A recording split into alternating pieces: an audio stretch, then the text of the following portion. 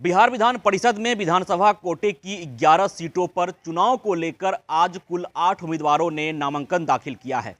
3 उम्मीदवार पहले ही नामांकन दाखिल कर चुके हैं। आज बीजेपी से 3, आरजेडी से 4 और भाकपा माले से 1 उम्मीदवार ने नामांकन दाखिल किया। बीजेपी से मंगल पांडे, अनामिका सिंह और लालमोहन गुप्ता ने नामांकन दाखिल किया है। मंगल पांडे वर्तमान में एमएलसी हैं और एक बार फिर से बीजेपी उन्हें बिहार विधान परिषद भेज रही है। उम्मीदवार बनाए गए हैं मंगल पांडे और बीजेपी की इस पहल से मंगल पांडे का सपना टूट गया है, चकनाचूर हो गया है, क्योंकि लोकसभा चुनाव नज़दीक है और लोकसभा चुनाव को लेकर मंगल पांडे तैयारी कर रहे थे, अपनी दावेदारी पेश करना चाहते थे अपने गृह जिला सिवान से, क्योंकि लगातार मंगल पांडे सिवान का दौरा कर रहे थे, वहां पर जनता से मुलाकात कर रहे थे, अलग अलग जगहों पर बैठक कर रहे थे, लेकिन बीजेपी ने उन पर भरोसा नहीं जताया। लोकसभा चुनाव से पहले जिस तरह से बीजेपी ने बिहार विधान परिषद के लिए उन्हें अपना उम्मीदवार बनाया है, इसका साफ मतलब है कि लोकसभा चुनाव में मंगल पांडे को टिकट नहीं मिलेगा। हालांकि उनका सपना जरूर टूट गया हो, लेकिन बीजेपी ने उन्हें एक बड़ी जिम्मेदारी दे रखी है। बीजेपी ने पश्चिम बंगाल का प्रभारी बनाया है मंगल पांडे को और लोकसभा चुनाव में बीजेपी को पश्चिम बंगाल से बहुत उम्मीद है और जिस तरह से मंगल पांडे पश्चिम बंगाल के प्रभारी हैं, तो बेहद अहम है मंगल पांडे कि क्या कुछ वो काम करेंगे लोकसभा चुनाव में।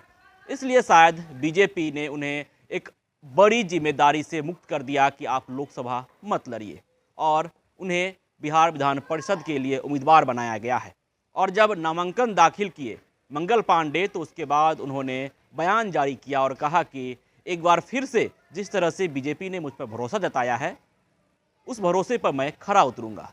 मैं सदन का हिस्सा रह चुका हूं और एक बार फिर से सदन जाने की प्रक्रिया जारी है। नामांकन दाखिल कर दिया गया है।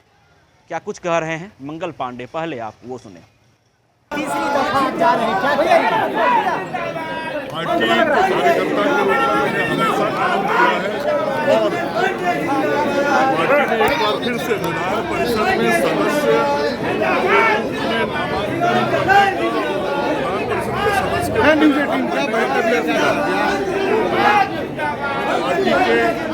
निर्देश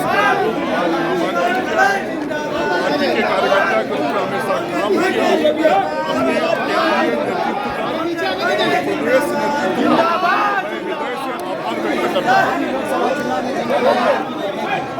जो भी मैं हमेशा कार्यकर्ता रहा हूँ बिहार में, बिहार से बाहर, जब भी पार्टी को जिम्मेदारी मैंने उसका निर्वहन किया, इस बार भी करूँगा। तो निश्चित तौर पर आपने सुना कि किस तरह से मंगल पांडे ने बीजेपी शीर्ष नेतृत्व का आभार प्रकट किया है, लेकिन जिस तरह से लगातार मंगल पांडे अपने गृह जिला सिवान का दौरा कर रहे थे, अलग अलग बैठक कर रहे थे, जनता से मुलाकात कर रहे थे, उनकी इच्छा थी लोकसभा चुनाव में दावेदारी पेश करने की अपने गृह जिला सिवान से, लेकिन जिस तरह से उन्हें पश्चिम बंगाल का प्रभारी बनाया गया है, तो बीजेपी उन्हें लोकसभा में टिकट नहीं देना चाहती है। बीजेपी उन्हें एक बार फिर से बिहार विधान परिषद भेज रही है, उम्मीदवार बनाया गया है और नामांकन दाखिल करने के बाद बीजेपी शीर्ष नेतृत्व का मंगल पांडे आभार प्रकट करते हैं। लेकिन यह बात साफ हो गई कि मंगल पांडे अब लोकसभा चुनाव नहीं लड़ रहे हैं और उनका सपना टूट गया है। लेकिन देखने वाली बात यह रहती है कि आने वाले समय में जब लोकसभा चुनाव को लेकर प्रत्याशियों का ऐलान किया जाता है, तो उसके बाद समीकरण क्या निकलकर सामने आता है और बिहार की राजनीति किस ओर रुख करती है। पैनोरमा ग्रुप, जो सोचता है वो करता है। ये लो मुंह मीठा करो, आज मैंने अपना जॉब छोड़ दिया, अब हम पूर्णिया वापस जाएंगे। जॉब छोड़ दिया है? मतलब ये घर कैसे चलेगा? हम करेंगे क्या और माँ बाबूजी क्या बोलेंगे? इसलिए मैं एक और मिठाई का डब्बा लाया। अपने बिजनेस के लिए लोन अप्रूव हो गया। अरे लोन अप्रूव हो गया वो तो ठीक है, लेकिन पूर्णिया में हम रहेंगे कहाँ? अपना घर भी तो नहीं है वहाँ। इसलिए तो एक और मिठाई का डब्बा अलग से लाया हूँ। हमने पूर्णिया में घर ले लिया है, पूर्णिया के ई होम्स पैनोरमा में। पूर्णिया में पैनोरमा ग्रुप लेकर आए हैं ई होम्स पैनोरमा।